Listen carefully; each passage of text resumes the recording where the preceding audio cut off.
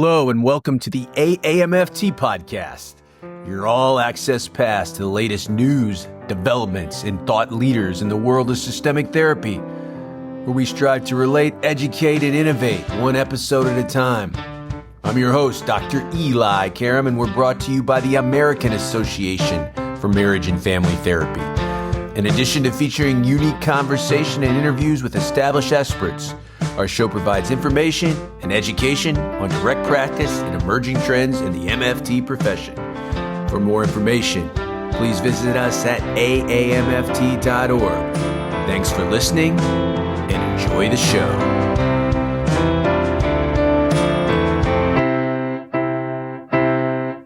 Step inside, take a seat, let's explore the world of therapy like never before. Dr. Eli's here, bringing voices so bright, innovating, relating, and shedding you light. It's AAMFT, where wisdom meets passion. Come listen and see, talking trends, deep insights, and stories so bold. For MFT minds, the future unfolds.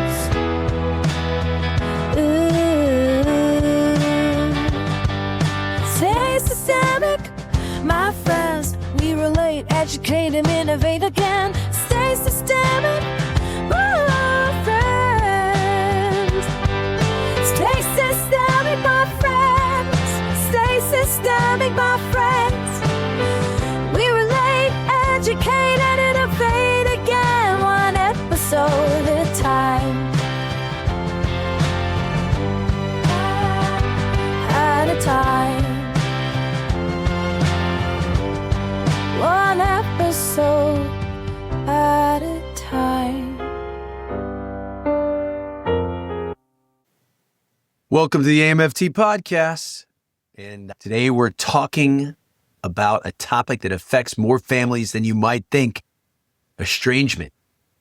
Family estrangement is often misunderstood. It's not just falling out or a temporary silence. It's a deliberate process where one or more family members create and maintain emotional or physical distance. And although it impacts nearly 1 in 4 families, the stigma remains strong, especially for those who don't see reconciliation as possible or even healthy. Joining me today is Karl Melvin, a therapist and expert in the area of estrangement. We're going to unpack his family estrangement inquiry model. We'll look at how clinicians can help adult clients navigate this complex terrain, understanding the roots, mapping the current dynamics, and crafting meaningful interventions that honor each client's unique needs and boundaries. Last year, Karl wrote Navigating Family Estrangement, helping adults understand and manage the challenges of family estrangements, in an effort to offer guidance to not just professionals who work with cutoff and estrangement, but also our clients, those people who are personally struggling with this complex and painful situation.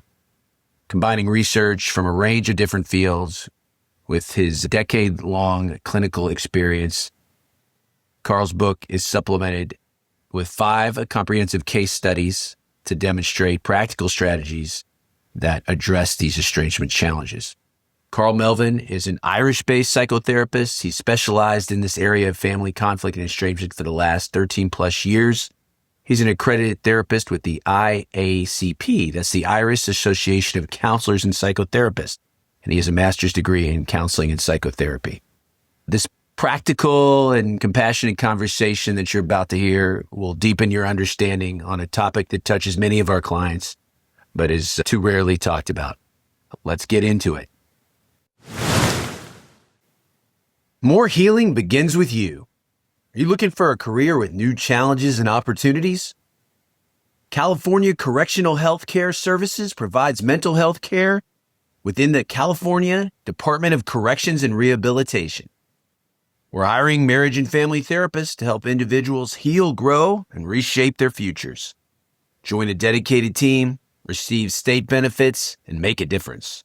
Your career, your calling, your chance to make an impact. Take the next step.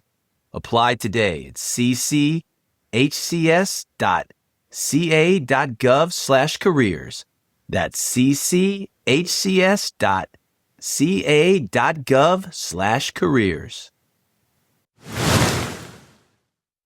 Eli, back with you. So happy to be joined by Karl Melvin. Now, Karl, in the 7 seasons of this show, you are our first expert from Ireland. So I am so happy to get to talk to you.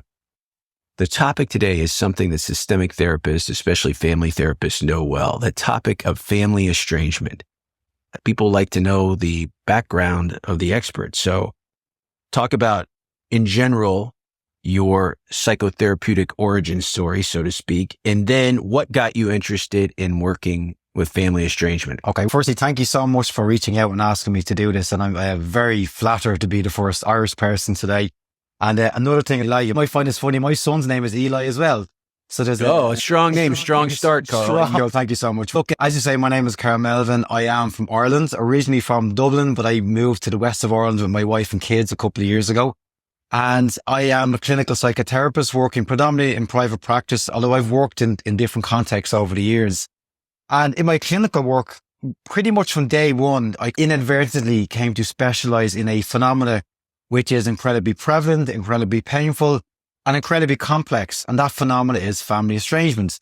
But when I first started working with it, and this would have been in 2011, I wouldn't have used that term to describe it. At that stage, people were using terminology like dysfunctional family, toxic family, and maybe saying things like walking on eggshells, and different language and different ways of describing their family dynamic, but not necessarily hanging their hat on family estrangement. But I think our understanding of what family estrangement is has broadened over the last few years, and thankfully due to the research and the work of different clinicians across the planet. I decided to go back to college to do my master's, and I was looking for a topic for my dissertation, and I knew it was something related to family relationships because, again, that was a key area within my work on complex family conflict. And I happened upon the term family estrangement, and I really immersed myself in the literature, and I was struck by just how familiar it was, especially the case studies. Obviously, I was learning a lot around the terminology and the concepts around family systems, which I had some understanding of as well anyway, but it was just so familiar to me. And I realized this is what I've been working with all this time. I've been working with estranged adults who are estranged from one or more family members, irrespective of whether it's a son or a daughter or a parent or a sibling or a grandparent. Estrangement was the correct term. And not only that, but there was a whole body of research behind it, really high quality research, not necessarily a huge amount of research relative to how prevalent it is. And we'll talk about prevalence, I'm sure, today as well. But it also, because I was doing a dissertation, it gave me an opportunity to also contribute to that research. And after I'd finished my dissertation, I had a study, which was the experiences of family estrangement. I did eventually get published in the Family Journal in 2021, I think it was. And that paper is called The Changing Impact and Challenges of Family Estrangement. That has been my professional interest in this whole phenomena. Obviously, a lot of time is spent trying to understand why people become estranged, getting a really strong sense of the reasoning or the big why, so to speak. But I felt, me personally, as a practitioner, I was more useful to my clients in helping them understand how it's really affecting their day-to-day life and how we might resource our clients through a lot of those challenges. And there's quite a diverse set of challenges. I tend to break it down into 3 categories: the psychological, which encompasses mental and emotional impact. There's the relational impact, so the impact they might be having with their partner, with their own kids, if they're estranged from a parent, their impact of their relationship with their friends, but also with themselves. And then the social impact, the social ramifications of being estranged from family members. So how do you explain your situation to other people? What happens if you have to attend an event, such as a wedding or a birthday party or a Christmas party or whatnot, where estranged family members are there? How do you manage that dynamic? And that became the estrangement impact triad. It was the term I called it. And then after that, I started to slowly train therapists, particularly around the complexities of family estrangement, in terms of identifying what it is, what it looks like, and again, how it might affect their clients and what they might do to better resource their clients, or at the very least, better validate those experiences. We are going to define family estrangement because you talked about some of the ways you experienced it as you stumbled on it. I think another way people in the systemic therapy and MFT world view family estrangement is cutoff. And there can be, again, psychological cutoff, physical cutoff, emotional cutoff, as Murray Bowen would talk about, even when you have to see these people. You talked about those 3 components: psychological, relational, and social. let's define family estrangement. So starting with the definition, and I think this is where we hit the first major problem, is that there is no singular definition. There's actually about 8. I define 8 in the book. There could even be more.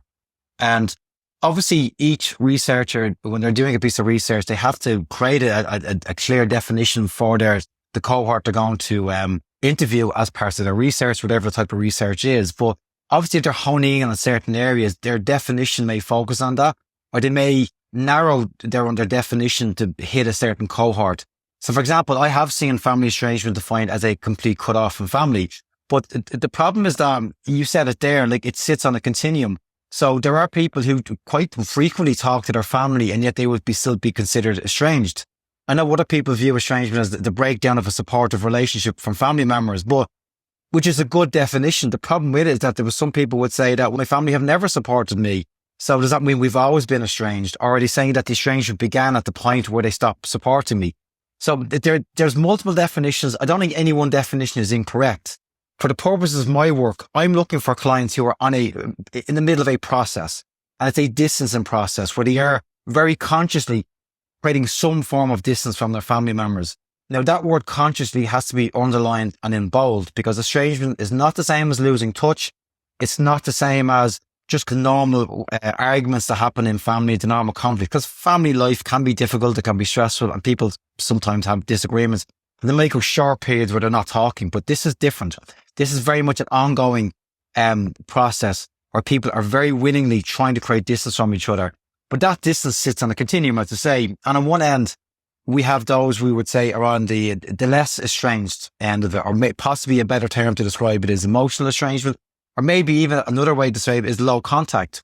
That means that these people would frequently interact for a whole range of reasons. Sometimes it's because of obligation, because of loyalty, because of change in circumstances. For example, if someone is quite sick in the family, perhaps a parent, then estranged siblings may have to interact with each other on a regular basis to manage that situation and offer care.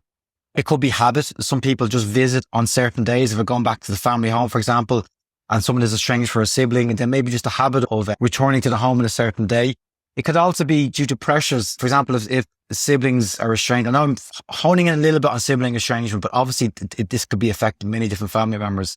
But if somebody has kids and they're estranged from several family members, but they don't want their kids to suffer, they want their kids to still have a relationship with their grandparents or with their cousins, that may prompt them to maintain contact with them.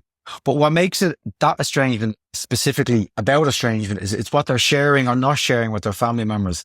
They're only there because they feel like they have to be, not because they want to be. And they're withholding aspects of themselves, their private life. So they're not necessarily, the engagement, the amount of conversations these have, or the quality of the conversation is quite poor.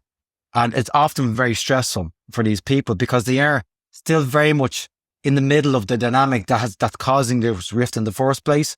Often I see with the families where there's estrangement, there's patterns of avoidance and withdrawal that happens again. And there could be historical precedent around not addressing issues, pushing stuff under the carpet. And as a result, it can be really stressful being around that dynamic. But that's one end of the continuum. The other end of the continuum are those we would say are more estranged, or that could be more akin to a physical estrangement or no contact. And these are more extreme examples where people go to great lengths to have absolutely no interaction with their family at all. And I've had clients who literally travel the world. I've had clients who are Irish, but they're living in Australia, they live in the US, live in different parts of the globe. And publicly they would tell people they love to travel, they will see the world. Privately they tell me their family is one of the core reasons why they wanted to get away, because it was so stressful, it was so damaging to them, and they really struggled to make sense of it or to certainly to live with it. And they felt the only way for them to feel safe and to feel some measure of security was to put that distance from their family. And that concept, the estrangement continuum, just to reference the researcher, Christina Sharp coined that term. It's a really important finding. I always find the estrangement continuum. And when I work with my own clients, I need to know where they sit on that continuum. Do they interact on a regular basis, or are they on the other side of the planet? Because it tells us a lot around how damaging the family dynamic was, but also the type of challenges they're dealing with day to day. So for example, someone who does regularly interact with their family, they will have a different set of challenges from the person who does live on the other side of the world. Who maybe they don't have that kind of difficult situation where what do I share, what do I not share, do I go to this event, do I not go to this event? To them, it's almost much more of an existential crisis around the bigger decision to pull away, and did they make the right decision? And are they going to regret it later on? Should they reconnect? And they're quite, even the people who pull away, and we call them voluntarily estrangement, the ones who live in different parts of the country or different parts of the world, that distance doesn't always give them peace. Okay. It doesn't always give them that sense of safety.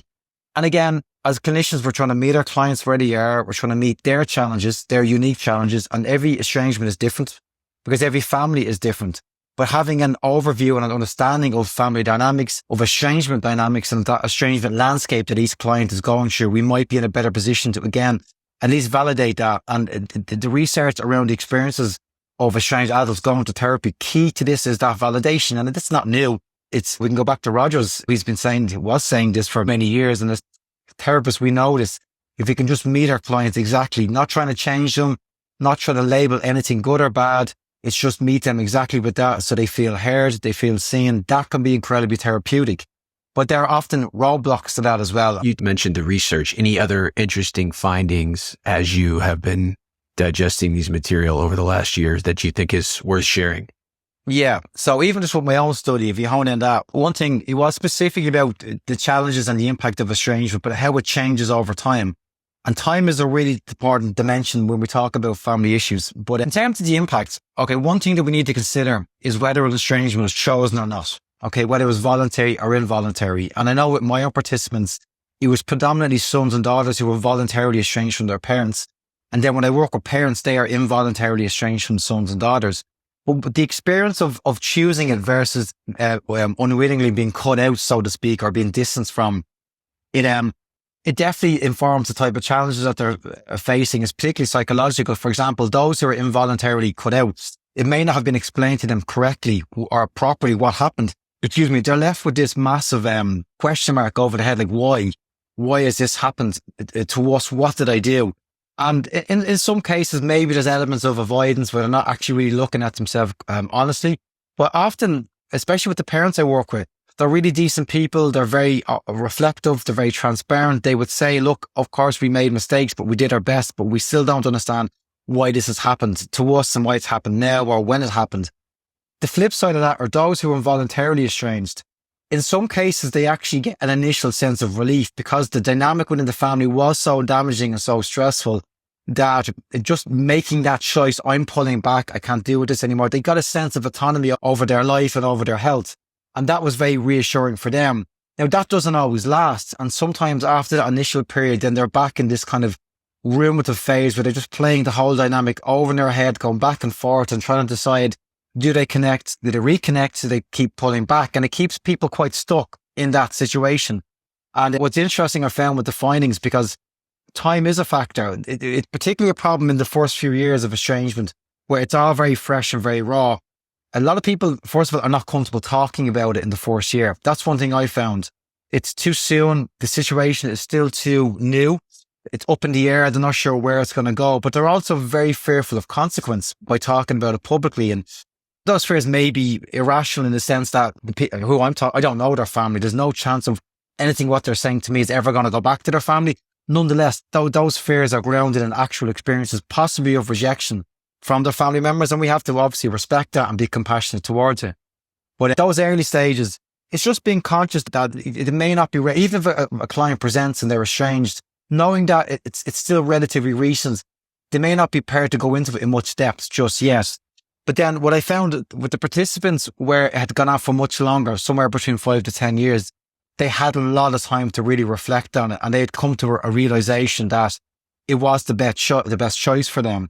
But nonetheless, it's still a challenge because there's the remnants of the whole relationship, especially if there is abuse there. And often, I'm not saying every estrangement is a product of abuse, but there is sometimes abuse there.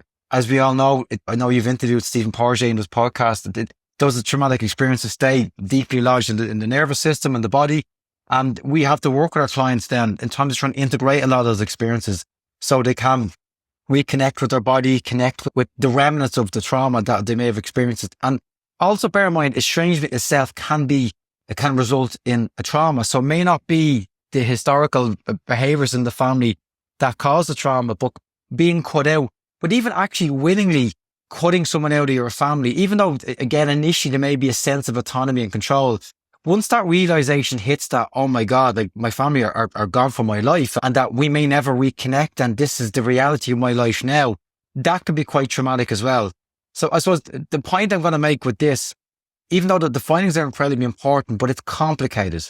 There is no one universal experience. Yeah, there's insight that we can garner from trying to understand who the person is estranged from, understanding the nature of the estrangement, was it chosen or not, understanding the type of estrangement. For example, is it an emotional estrangement? Is it a physical estrangement?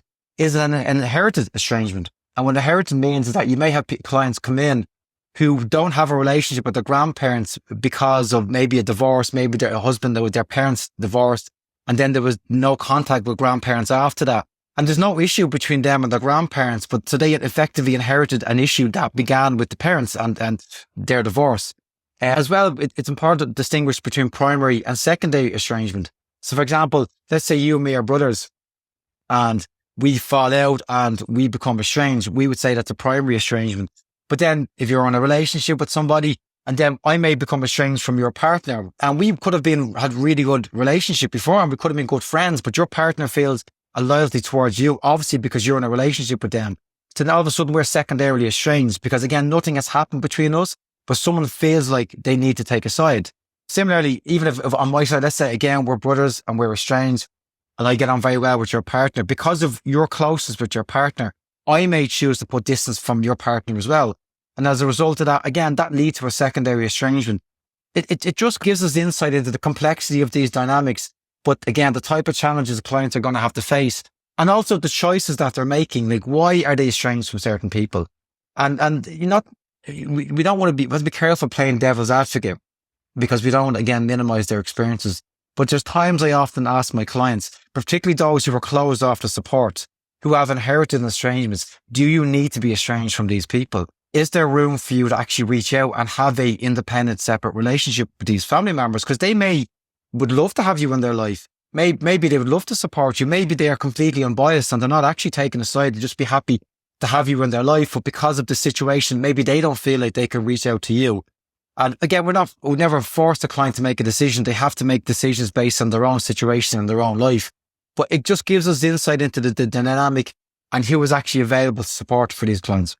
So what you just said, I would classify that is when you get a referral or you meet with a client or a system for the first time, you're assessing the type of estrangement. So the things you just talked to us about, I want to make sure I got all of them. It's the type of estrangement. Is it primary or secondary? The severity, is it going from we still see this person or these people, but it's awkward or there's certain areas we don't go, or is complete cutoff, emotional and physical, no contact at all? Then you're assessing for the choice. Is it voluntary? As you mentioned, usually, and this is my experience for the last 24 years as a systemic therapist too, if it's the children, especially from a difficult divorce or where there's been alienation or abuse, then it's voluntary. I choose not to have contact with you. But usually if it's the parent, it's involuntary. So there's the choice point.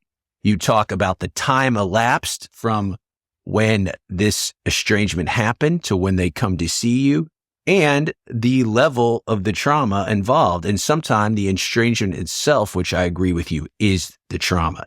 So I think I got most of them there. But before we talk about intervening, let's talk about how this presents. And to me, when someone voluntarily comes to a systemic therapist to work on it, they usually don't say, help me with my family estrangement. They frame it more in the terms of boundaries. I have a boundary, or they have trauma and they want help with that. Whereas the involuntary, the people that want contact back with their family member are just hopeless because they've reached out, they've tried, they're coming to someone like our listeners, like you and me, because they want to repair. And the challenge is working with those people where the other part of the system is not open. We talk often on the show about expanding the system, reaching out to people in the indirect system to create a repair. And certainly family therapy was based on a lot of powerful live demonstrations of doing that, creating connection, restructuring. But sometimes, in fact, many times that is not possible. So we have to work with what we're given. So therapeutic outcomes and goals are really important, and it's important to establish those as quickly as we can. What I find out with my own clients is that they just come to talk. They don't even know where they want to go. They're not even sure what they actually want to do next. Now, some are clearer in terms of what they hope to get from therapy and what they expect from us or hope to gain from us, but it's not always the case. And that was the origins of the map, which I'll talk about in a second. The map was my effort or my attempt to create some structure around what they were presenting to me. But yeah, getting a sense of what they hope to get. And sometimes it is about reconnecting with family after a period of time. And what does that look like? What does that feel like for them?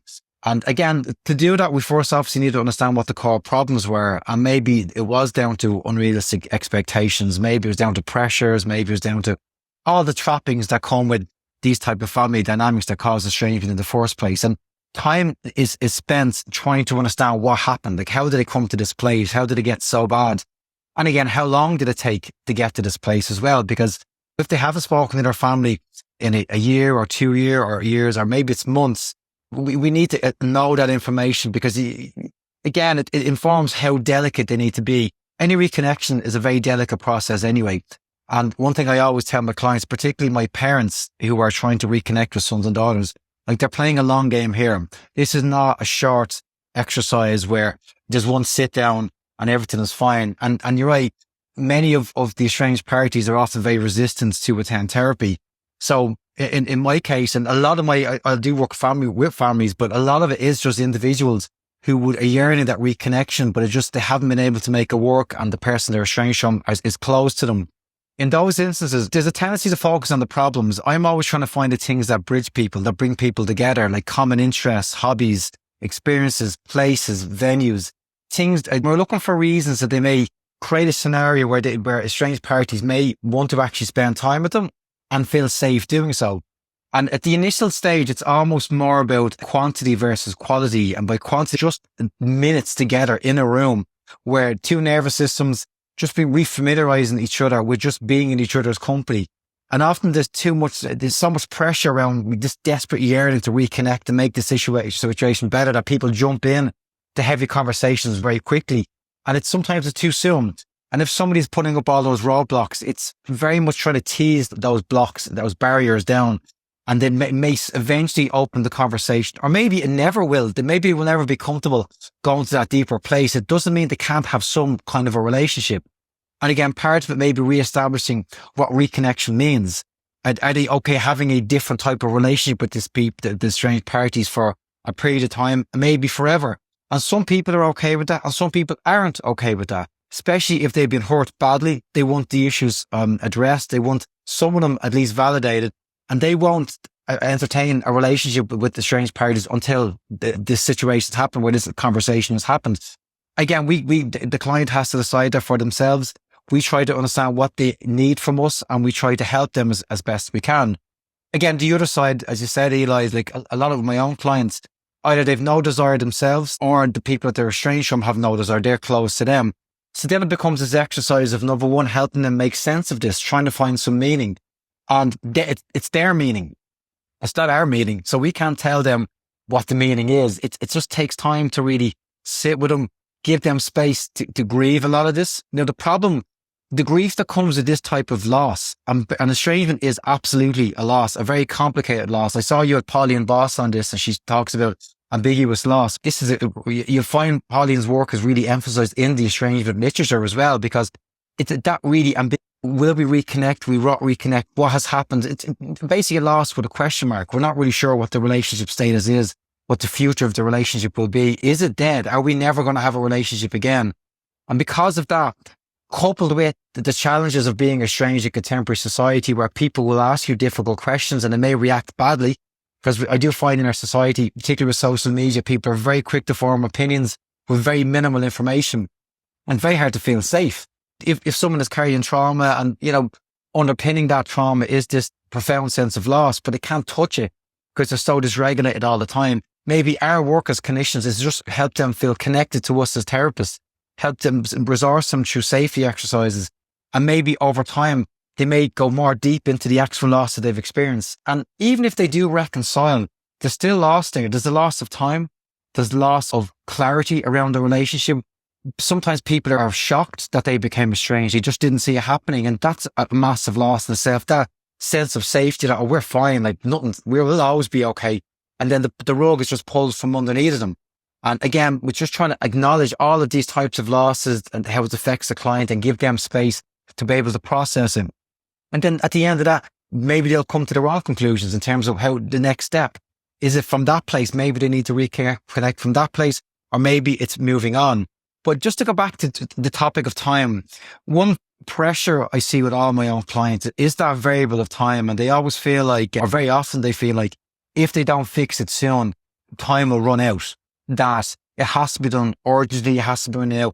And again, that speaks to the experiences of rejection, those experiences of loss, and feeling like they don't want that to happen again, because these are obviously very powerful experiences. But my own clients, I really try to encourage them to stop the clock and slow down completely, because from that dysregulated, anxious, desperate place, they often make poor decisions.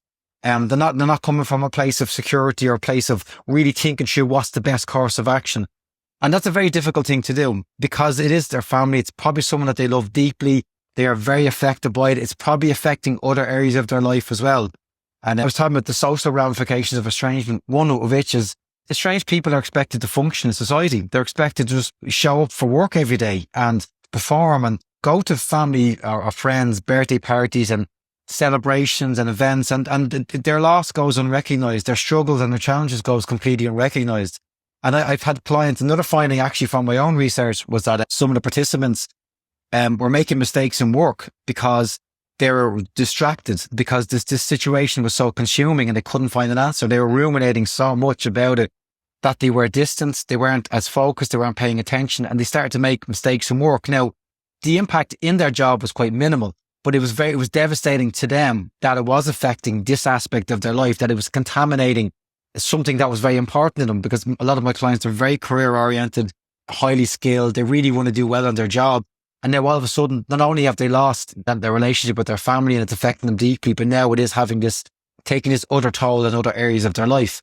And again, being able to acknowledge that and resource them through that. One of the resourcing strategies I do with my own clients is helping them park the situation as best we can. And there's a whole set of exercises in the book where I talk about parking strategies, stuff like really some of it's basic stuff like journaling, which, it's very mainstream topic now, but often estranged people don't think of journaling. And if I can get a client to just put aside 30 minutes in the evening or in the morning or a time that suits them and just write down what's on their mind, what they're feeling today, what they're thinking about today, what they're worried about, what challenges they have in that day, it's just give them that window of opportunity to put it down, do something like literally tactile, sit down and write it down, and then physically close the notebook and put the pen down. And that could be symbolic of actively deciding that's enough of this today, and I'm going to go off and spend time with my partner, my kids, or whoever's part of their life, or go off in self-care, or do their exercise, or whatever they need to do to effectively put an exclamation mark at the end of just that day and their estrangement situation, and maybe they can move forward. Because again, the duration of estrangement is so variable, and even the research suggests it can go anything from 1 to 9 years. But in my own case with many of my clients, it is permanent. Like it's gone on for decades, and it doesn't appear to be any resolution. There doesn't seem to be any change. And I don't know if you see this, Eli, with your own clients, but one sense I get with many of my own, particularly when their family won't come to therapy, is that their clients are exactly where they left them. And it's just this sense that my clients, again, you may have this as well, where they're voracious readers. Like they really try to understand their own psychology, and they're trying to understand relationships. And there's actually growth in their situation, even though they're incredibly hurt and painful because of the estrangement. There's an element of growth there because they're expanding their understanding, they're expanding their language, their toolbox for self-regulation. But their family is exactly where they left them, because they're not reading books, they're not going on websites, they're not educating themselves. They're pretty much stuck within that system or within the problems within that system. And again, helping our clients make sense of that, so they don't just keep repeating this cycle of reconnecting back in, hoping for change and nothing changes. You're speaking to something I think resonates with our listeners out there that work with somebody involuntarily estranged or cut off. I'll share some clinical stories.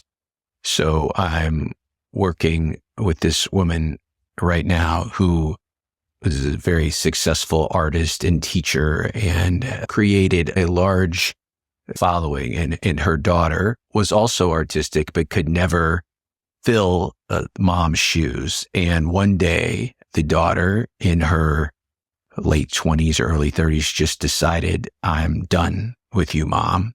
And Mom then tried desperately to repair, but the daughter created a geographic and a emotional barrier. And much as you said, this person first wanted to reach out through therapeutic means to have a neutral party facilitate a repair, but there was complete cut off. The daughter wanted no part of that. The woman, again, was an avid consumer of self-help literature, trying to understand, do her own work.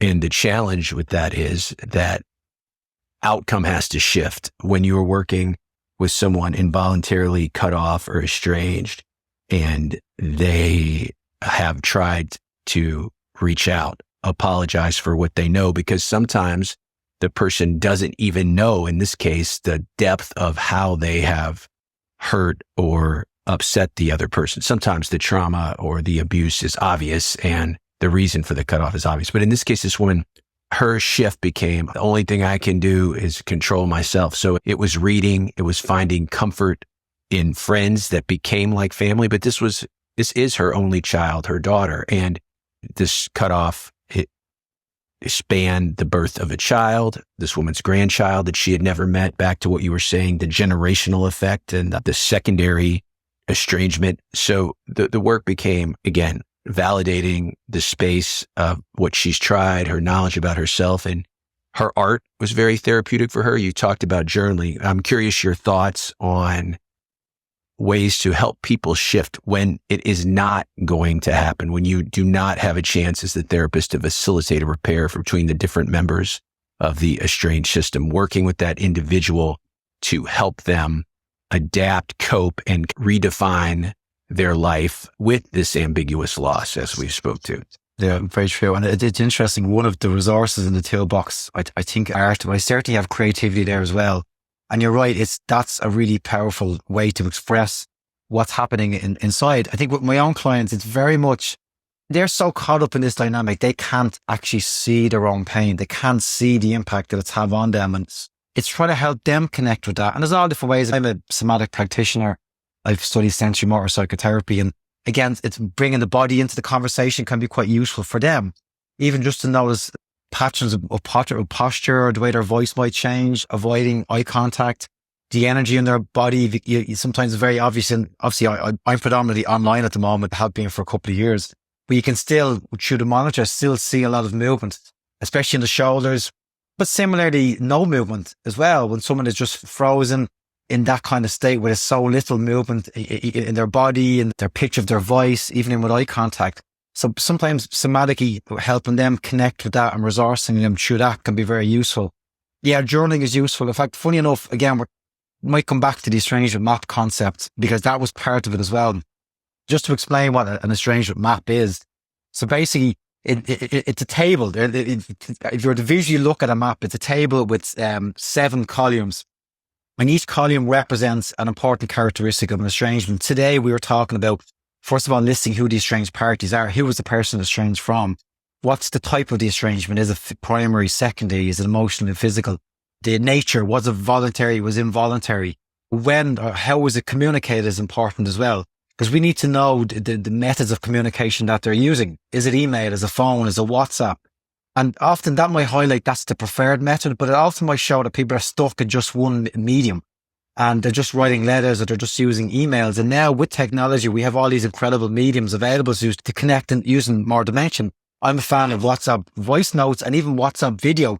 If somebody was to send that, it's not just words, it's actually seeing someone's eyes, their face, hearing their voice.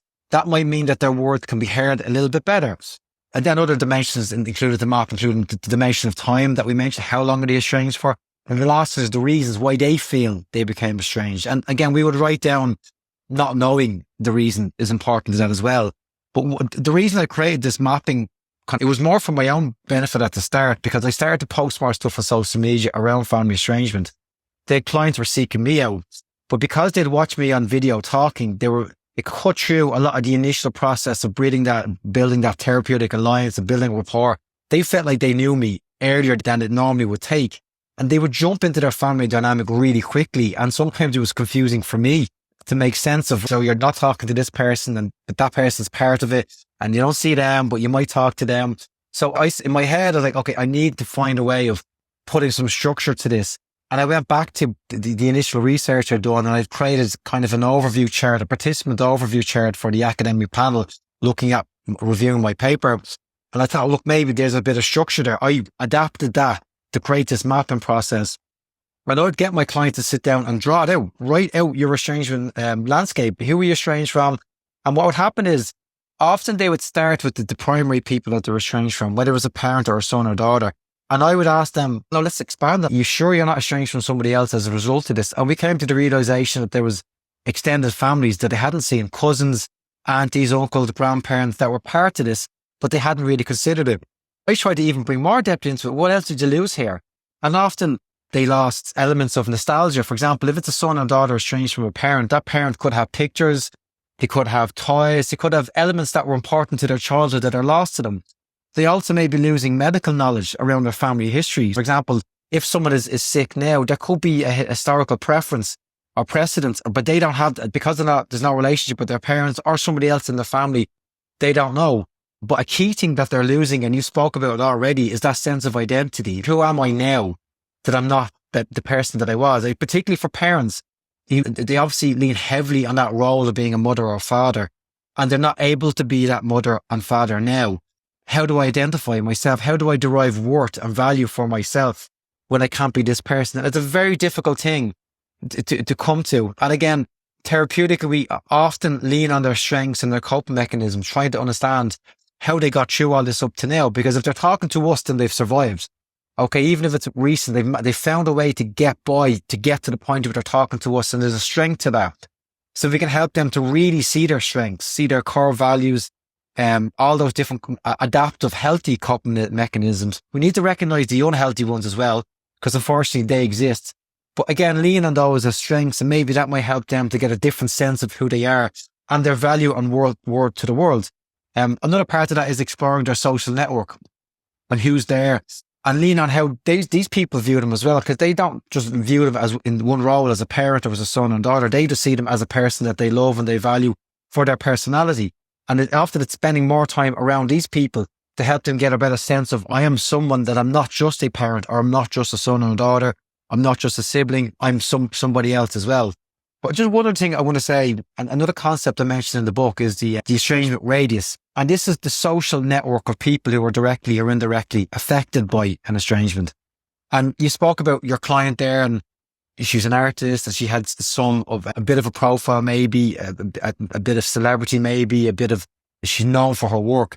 That presents a new challenge, particularly if, and I wouldn't suggest that she ever talks about estrangement publicly, but sometimes when a high profile person, their estrangement is out there, it creates a new problem, because then anybody knows about your situation, and at any point anybody could bring it up.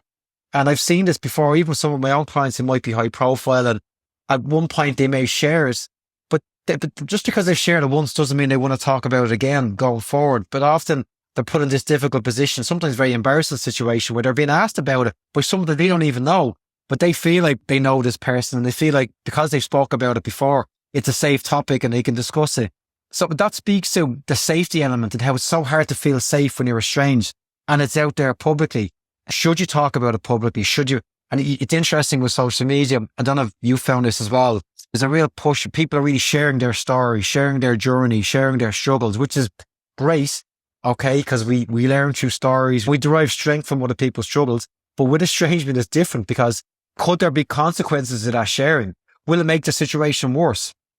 Will there be negative consequences from family, or will they have their boundaries crossed by someone they don't even know about?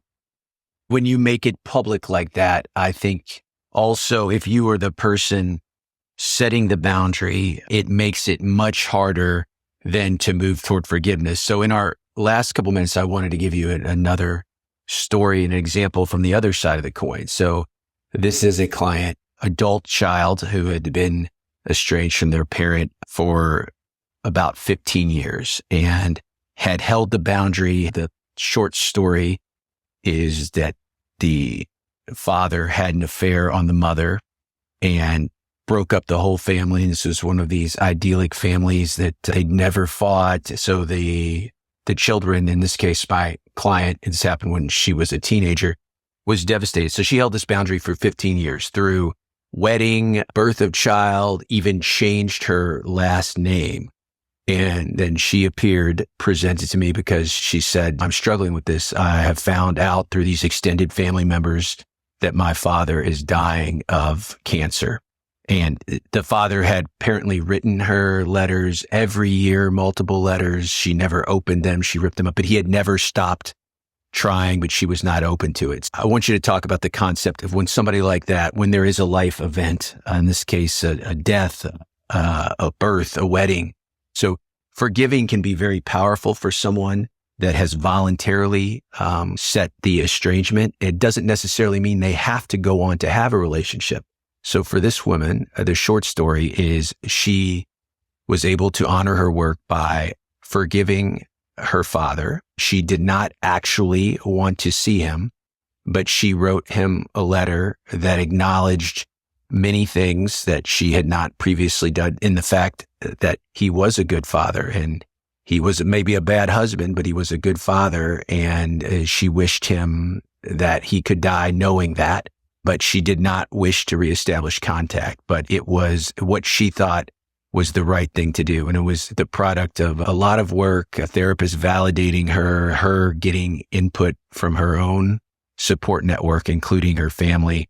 So there's a powerful moments when you can get estranged people together and create a repair. And that is wonderful. And that's why many of us do this work. But as we've said in our hour today, that many times that's not possible. But I thought I'd get your thoughts on helping the voluntarily estranged to work on forgiveness and letting go. Yeah. So forgiveness is, again, another kind of complicated dimension to it because it's a deeply personal, subjective process. Even though we as clinicians know, like you would benefit from letting go of all the stuff people carry inside them, and which keeps them enmeshed as well in the family system, because it's very hard to be free and live your life with autonomy when you're still harboring so much anger and resentment for what has happened in the past, particularly with a parent, but it could be with any family member. But at the same time, some people are just not ready. And when somebody is ready is impossible to guess.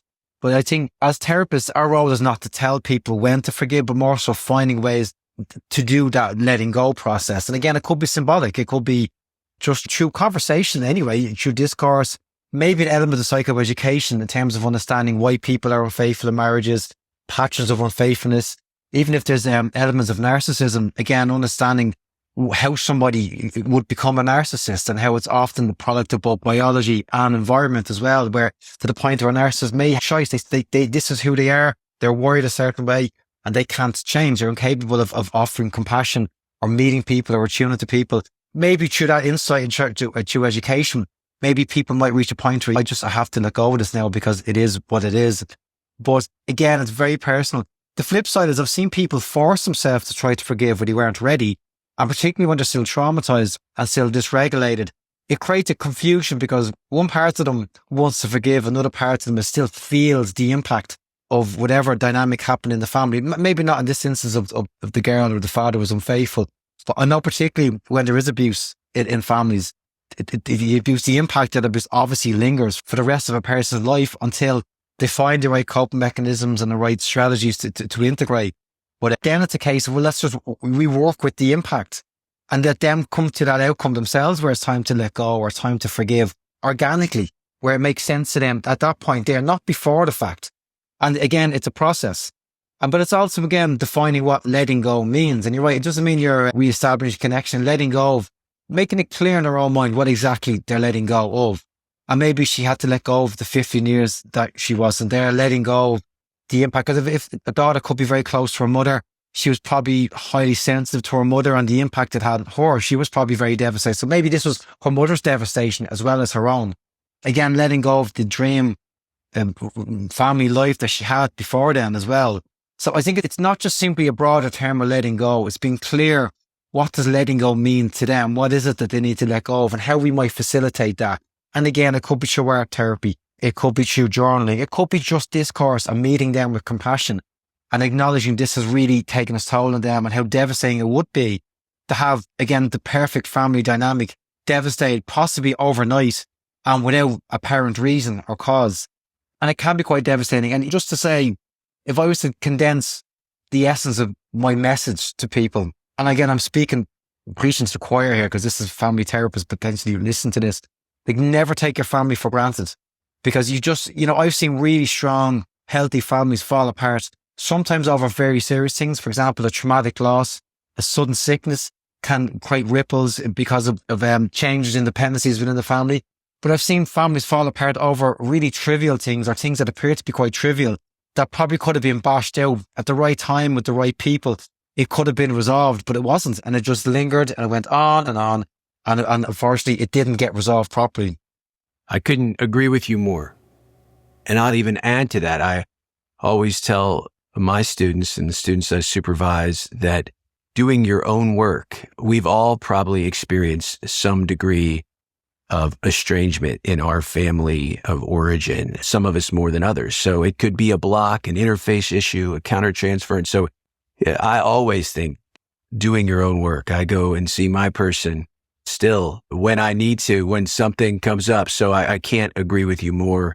And Karl, you are a passionate guy. But tell us again the book, and then karlmelvin.com. What can we find on there? Thank you. So the book is Navigating Family Estrangement, and the subtitle is Helping Adults Understand and Manage the Challenges of Family Estrangements. And so the book was my attempt at creating a clinical guide for professionals of all different backgrounds, not just therapists. I would work a lot with social workers, with guidance counsellors, mediators, and estrangement has implications across so many fields in healthcare and different sectors of life. And again, it was my attempt to create something that would offer some clarity to this topic. The website is karlmelvin.com. It will be retooled pretty soon.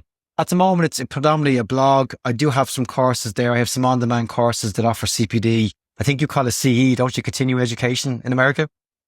We do, yes. Yeah. We call it education. It's CPD here, continuing professional development, but it's the same thing. There's certificates there at the end of that. It may offer insight. I have courses happening this year, so just go onto the website. There'll be stuff there. I'm always delivering some kind of training, and it's split between people who are estranged and trying to help them make sense of their challenges and how we might help them, but also the professionals who are working with them as well, because they need support. And the more insight they have around this, the more they can better serve their clients, and we can get really good outcomes and hopefully reduce the toll estrangement is taking on society. You also have a great YouTube channel that would help both therapists and potential clients and the consumer alike, where you can get a lot of this helpful information. You were a wealth of knowledge. Thank you so much, Karl Melvin, and we're glad that you were our first Irish guest. Yes, thank you so much. And it's a pleasure. It's lovely to meet you. And yes, it's an honor to be the first Irish guest. Eli, back with you, bringing to a close another informative installment of the AAMFT podcast. Did you know that AAMFT is active on all your favorite social media channels? Be sure to follow us, the AAMFT, on Instagram, X, Facebook, and LinkedIn. And you want to stay up to date with everything going on in the world of AAMFT, you can always find the back installments of the podcast anywhere you find your favorite podcast. I am partial to Apple Podcast and Spotify, but it's on Google Play, Stitcher. So please, if you're new to us, check out back installments where we tackle the latest trends and events impacting the world of systemic therapy like today. And I have a number of pioneer interviews, which is some of my favorite interviews to conduct over the years. You can drop me a line at ELIKARAM.com, where you see everything going on in my world, including 2 books that are out. One for our young professionals, Marriage and Family Therapy, National Exam, Your Guide for Success. That's from Springer. And that will prepare you for the national exam, including 360 practice questions, a full-length mock exam, proven strategies and tips for test taking, and it's organized to match the domains of the licensure exam. And then, if you're interested in these common factors that we always talk about on the show, including what makes a motivated client, how you build, nurture, and repair a therapeutic alliance, how you maximize your own therapist factors. You want to check out my book, Bringing Common Factors to Life in Couple and Family Therapy from Rutledge. As always, thank you so much for listening. And until next time, my friends, stay safe, stay systemic. Stay systemic, my friend. After the line of AAMFT show, with the latest insights level, countless family therapy, helping them feel stay systemic, my friend. To be like education, feel it again. Stay systemic, my friend.